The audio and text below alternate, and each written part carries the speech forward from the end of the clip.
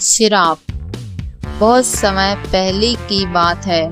हिमगिरी पर्वत की तलहटी में एक सुंदर और समृद्ध राज्य था, सौरगढ़। इस राज्य के राजा वीरेंद्र सिंह और रानी कविता देवी बड़े ही न्यायप्रिय, दयालु और प्रजा को पुत्र समान मानने वाले शासक थे। सौरगढ़ की भूमि सोने से उपजाऊ, नदियां मोती सी स्वच्छ और वहां के लोग ईमानदार थे। मगर इस राज्य से दूर एक अंधकारमय वन में श्राप नामक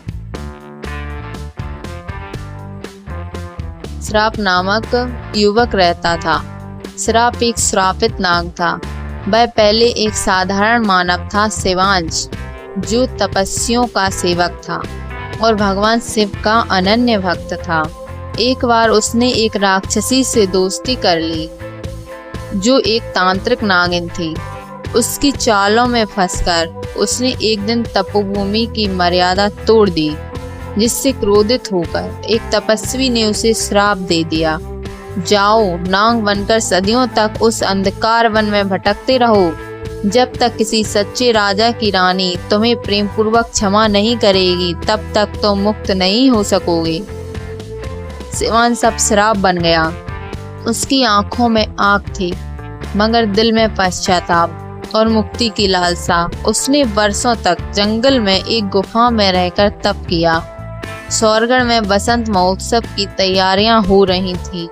रानी कविता देवी को फूलों से बेहद प्रेम था और उन्होंने आदेश दिया कि इस बार जंगल के दुर्लभ कमल भी महल में लाए जाएं। कमल को लाने का काम राजवैद्य के शिष्य मधुसूदन को सौंपा गया। जब मधुसूदन जंगल में गया तो उसने एक दिव्य झील देखी, जिसकी रक्षा एक रहस्यमयी नाग करता था। वही श्राप।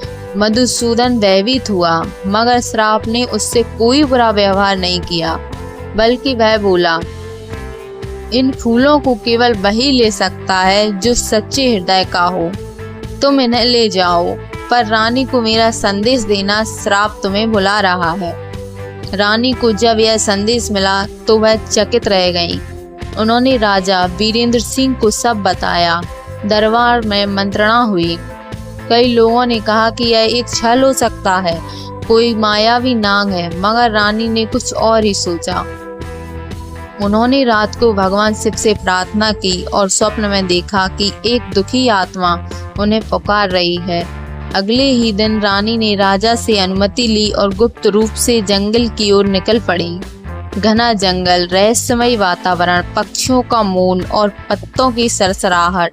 रानी जैसे जैसे गुफा के पास पहुंची, उन्हें एक धीमी सी गूंज सुनाई दी, मैं पापी नहीं हूँ, मुझे मुक्त करो।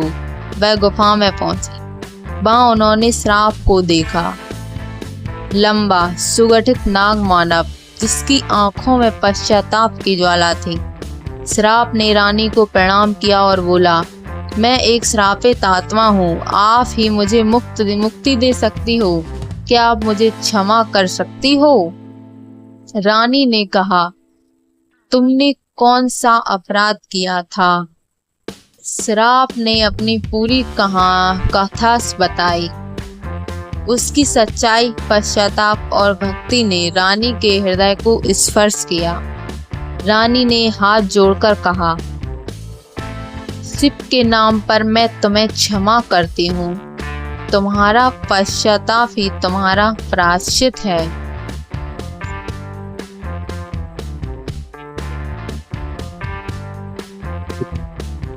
यह कहते ही गुफा में एक तेज प्रकाश फैल गया। श्राप का नाग शरीर विलीन होने लगा और वह फिर से मानव शिवांश बन गया। उसी क्षण आसमान से 3 तपस्वी प्रकट हुए। वे वही थे जिन्होंने श्राप को श्राप दिया था। उन्होंने कहा, रानी कविता, तुम्हारा हृदय सागर से गहरा है और तुम्हारा निर्णय न्याय से भरा है। श्राप अब मुक्त है। हम तुम्हें आशीर्वाद देते हैं कि तुम्हारा राज्य सदा समृद्ध रहे और तुम्हारा नाम इतिहास में अमर रहेगा। शिवांश ने राजा और रानी से विनती की कि वह अब साधारण जीवन बिताना चाहता है।